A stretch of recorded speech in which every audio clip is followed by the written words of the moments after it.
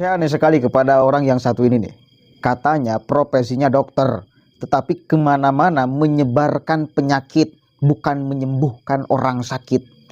Kemana-mana membawa virus untuk kemudian ditularkan kepada masyarakat, bukan kemana-mana menghilangkan virus. Kacau sekali nih orang. Saya belum pernah melihat dia menyembuhkan orang, tetapi yang jelas sehari-hari yang saya lihat selalu membuat orang itu sakit, kompor terus, provokasi terus. Astagfirullahaladzim. Kita coba lihat nih, dengarkan provokasi sampahnya ini, keterlaluan sekali ini. Indonesia memiliki presiden baru, Presiden ke-8 Bapak Prabowo Subianto. Selanjutnya saya sebut sebagai Presiden Prabowo. Sosok seorang pemimpin yang sesungguhnya ditunggu sejak 10 tahun yang lalu. Dan kini akhirnya Allah SWT menjadikan Presiden Prabowo sebagai pemimpin bangsa Indonesia dalam 5 tahun ke depan.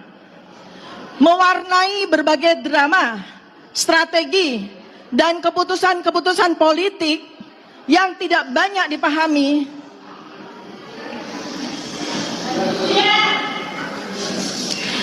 Dan karenanya menghasilkan kekecewaan karena ketidakmengertian dan berbagai pengorbanan, termasuk pertaruhan harga diri yang dilakukan untuk memuluskan jalan menuju jabatan presiden, termasuk harus tunduk selama 5 tahun berdamai dengan pemimpin zalim untuk menuju kursi presidensi. Akhirnya cita-cita Presiden Prabowo terwujud. Para pendukung Presiden Prabowo 5 tahun ini merasa dipecundangi, dihianati, dibuat sakit hati dengan keputusan Presiden Prabowo masuk kabinet, menjadi menterinya, pembantunya seorang penguasa zalim, pembohong, penipu, dan pengutang terbanyak sepanjang sejarah Republik ini, termasuk menggandeng seorang yang sama sekali tidak kapabel, anak dari si penguasa zalim, pembohong, dan penipu. Dalam 8 bulan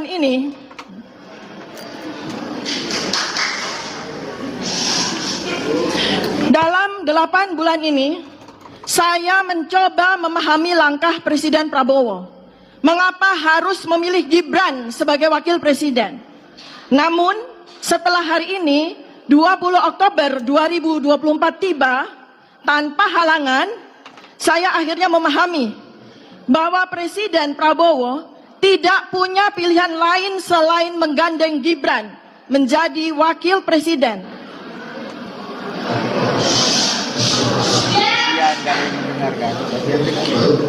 Untuk memastikan dukungan penuh si penguasa zalim, mengucurkan dan menggelontorkan dana kampanye dan backup pihak-pihak termasuk lembaga-lembaga terkait dengan pemilihan presiden apabila Presiden Prabowo menjadikan anaknya sebagai wakil presiden. Presiden terdahulu menjadikan anak dari presiden terdahulu sebagai wakil presiden. Ternyata Tuhan Allah SWT memiliki rencananya sendiri. Wa makaru wa makarullah berlaku dalam sebulan ini. Ketika mencuat akun Fufu Fafa yang selama 10 tahun ini dengan sadis, kejam, keji, melontarkan berbagai caci maki, hinaan, risakan, bahkan fitnahan kepada Presiden Prabowo. Astagfirullahaladzim. Ini katanya profesinya dia itu dokter. Dokter, bos. Dokter itu menyembuhkan penyakit, bukan membuat orang sakit. Ini kan narasi-narasi provokasi kayak gini membuat masyarakat sakit mentalnya dan banyak hal. Aneh saya, profesinya dokter. Dari dulu benci banget kepada Jokowi ini dia. Ini si tipe ini nih.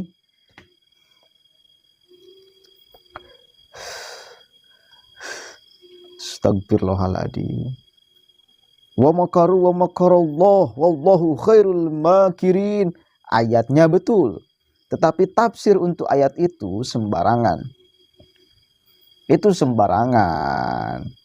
Kata siapa tafsir ayat itu untuk Pak Gibran, wakil presiden kita. Kata siapa itu? Tafsir jahat Sitiva ini.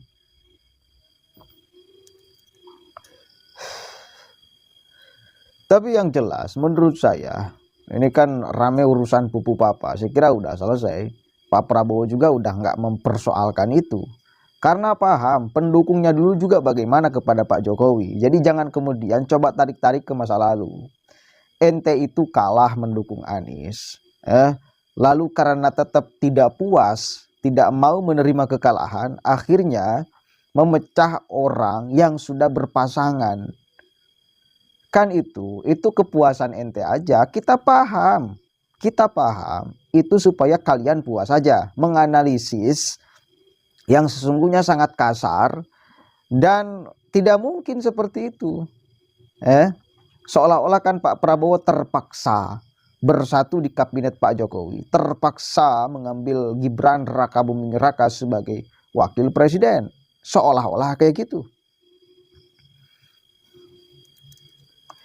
Kalau memang skemanya seperti itu, maka lihat pas awal Pak Prabowo benar-benar menanti Gibran di forum resmi dulu tuh. Yang Gibran itu mengatakan, "Tenang Pak Prabowo, saya sudah ada di sini." Lah artinya memang Pak Prabowo mengharapkan supaya Gibran berpasangan dengan beliau. Kenapa? Karena masih benar-benar pengaruh bapaknya kuat. Survei masyarakat sangat tinggi pada saat kemarin-kemarin kepada Pak Jokowi. Otomatis kepuasan masyarakat kepada Pak Jokowi akan nular dong kepada anaknya. Apalagi karakter Gibran ini tak jauh beda dengan Pak Jokowi. Dan masyarakat masih kemudian mengharapkan untuk Pak Jokowi memimpin republik ini. Tapi karena tak bisa, maka siapa yang pantas untuk mewakili, meneruskan? Yang paling cocok, yang paling kemudian pas karakter dan lain sebagainya ya Gibran. Apalagi beliau berhasil membangun Solo. Begitu. Dulu saya juga pesimis. Nih anak kemarin sore saya masih ikut terframing tuh pada saat awal pencalonan Gibran. Dan saya masih menganggap bahwa framingan publik kepada Gibran bodoh, tak tahu, tak bisa apa-apa, bahkan akan dipermalukan di momentum perdebatan. Saya percaya.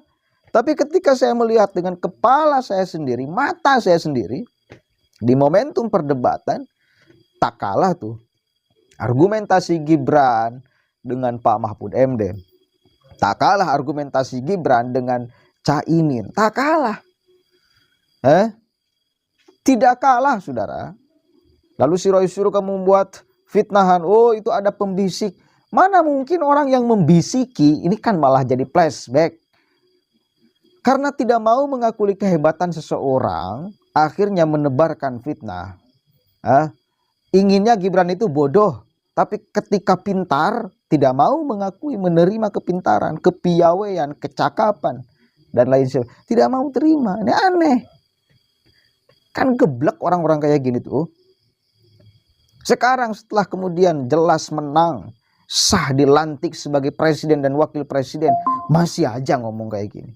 Amin Rais kemarin ketika menghadiri pelantikan dan setelah itu ngumpul dengan Refli Harun, dia katakan apa? Nggak apa-apa sekarang Pak Prabowo dengan Gibran dilantik, tapi Pak Prabowo nanti setelah 3 bulan pecat Gibran.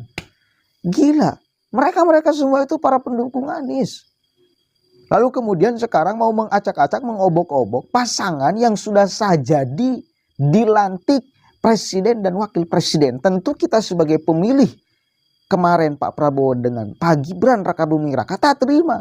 Mending teriakan itu kalau keluar dari kita yang memilih Prabowo dengan Gibran. Ini keluar dari orang para pendukung Anies karena tidak puas jagoannya kalah, lalu nyerang orang yang menang. Mengadu domba orang yang menang supaya puas batinnya. Kan gila. Astagfirullahaladzim. Udah kalau kalah ya kalah aja. Nanti bertengkar lagi 2029. Siapkan Anies yang matang. Mudah-mudahan masih ada partai politik yang kemudian mencalonkan Anies Baswedan. Buat lagi strategi supaya menang. Gimana? Mending sekali lagi mereka-mereka ini kalau para pendukung Pak Prabowo yang nyoblos Prabowo. Enggak. Mereka semua itu para pendukung Anies. Si Tipa ini gencar mendukung Anies. aktivis pendukung Anies, sekolahnya sama katanya dengan Anies, sekelas. Bangke banget. Mending kalau ente itu pilih Pak Prabowo, lalu Anda bisa ngomong seenaknya, lepaskan Gibran. Dan alasannya misal milih Prabowo ya karena Prabowonya, bukan karena Gibrannya. Kalau saya pribadi milih Pak Prabowo, alasannya karena Gibrannya. Jadi sebetulnya jangan kau kemudian nafikan masyarakat yang memilih Gibran, memilih Prabowo karena ada Gibran. Jangan, karena saya termasuk di dalamnya. Gimana sih ente? Udahlah, pendukung Anies kalah-kalah aja. Nanti bertanding lagi setelah sehat 2029, oke? Ya, siapkan Aniesnya dengan matang. Strateginya siapkan yang paling jitu untuk melawan calon presiden yang lain. Ya, Assalamualaikum warahmatullahi wabarakatuh.